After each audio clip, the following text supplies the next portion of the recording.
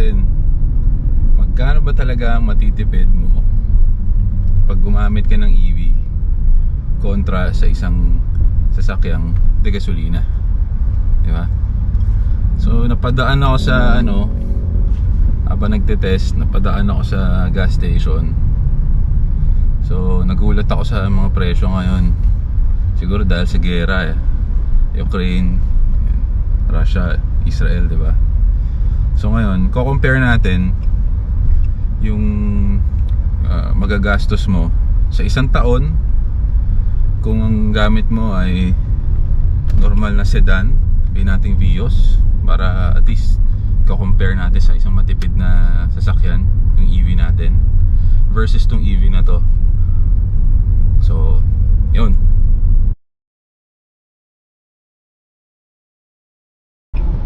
So, dito tayo ngayon sa gas station.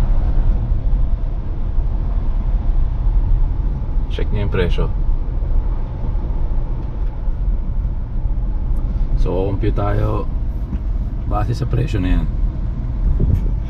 So, magkakaalaman tayo. Teka, parang medyo nakakalula yung presyo ng Platinum I mean 70. Parang hindi makatarungan yan. Tsaka hindi ko nakikita na bababa pa yan soon, dahil sa dami ng issue natin, puga. So yun, umpisa tayo. Una, kuha tayo ng isang auto na average consumption, sabihin natin 10 ganyan kilometers per liter.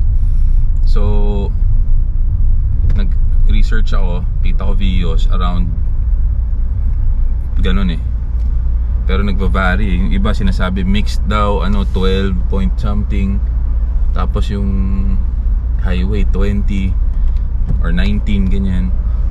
So kung mixed mo is 12, sabihin natin 50% highway tuloy-tuloy, tapos 50% city. So medyo yun, parang ang baba masyado for city, di ba? Pero gawin na lang nating 10 para sa city driving. Okay. So kung 70 kung 70 ang ang per liter ng Platinum, sabihin natin premium ang ginagamit mo.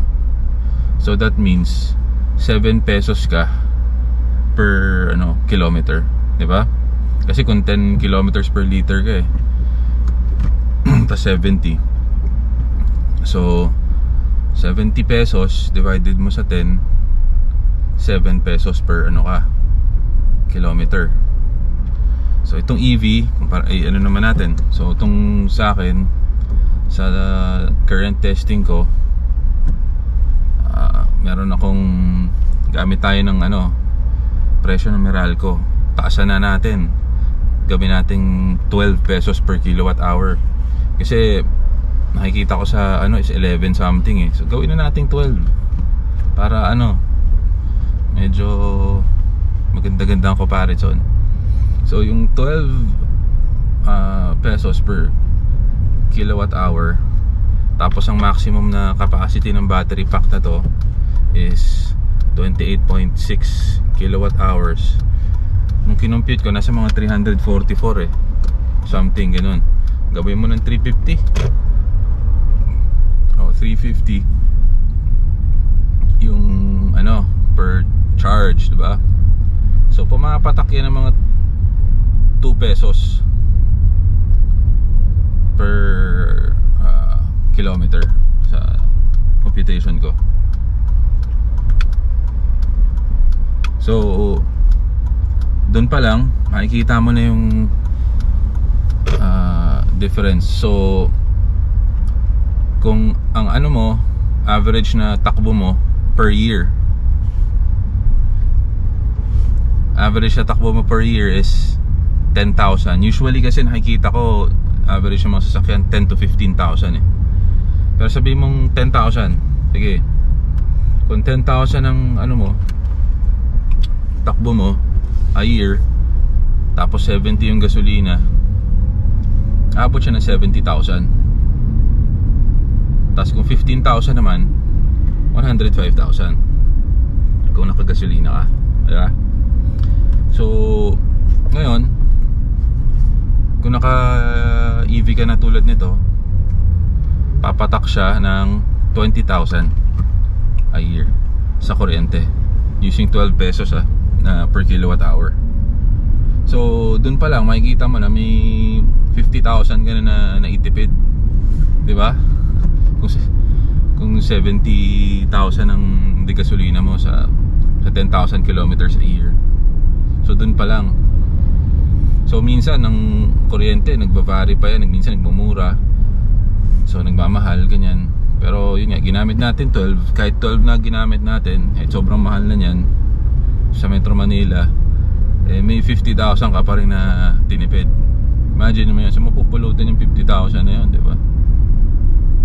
So sa 5 taon, 250,000 yun na naitipid mo, di ba?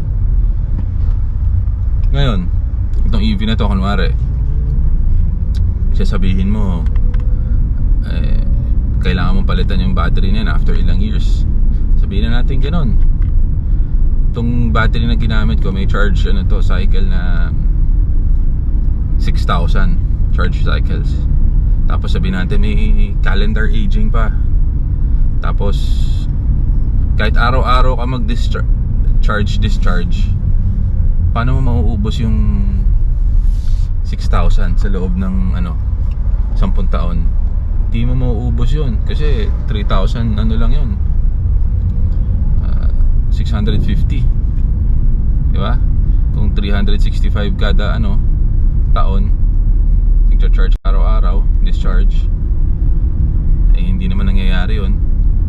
So di ba? Paano mauubos yun? Yung na yun, yung 6,000 charge cycle na yun, ibig sabihin nun, bago makaka-charge discharge ka hanggang 80%. So after 6,000, meron ka pang battery health na 80% from the original. So okay pa rin yun. Sabi mo 10 taon. Kung gusto mo magpalit kunwari ng battery, halagang 200 plus K, 1,000 din. At after 5 years, pwede ka magpalit ng battery mo kung gusto mo, pero hindi naman kailangan, di ba? Tsaka after 5 years, most likely tataas pa yung energy density ng mga current battery na mabibili natin.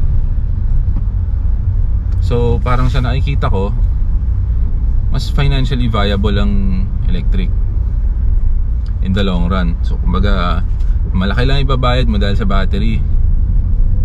So kahit na bumili ka ng brand new, mataas ang malayong range, di ba? So yung pinaka drawback mo lang talaga is yung babayaran mo sa una. Pero parang after 5 years, itong battery ko after 5 years bawi na. Okay pa siya, mataas pa health nun, assuming, syempre nalalaman natin talaga yun after 5 years, di ba?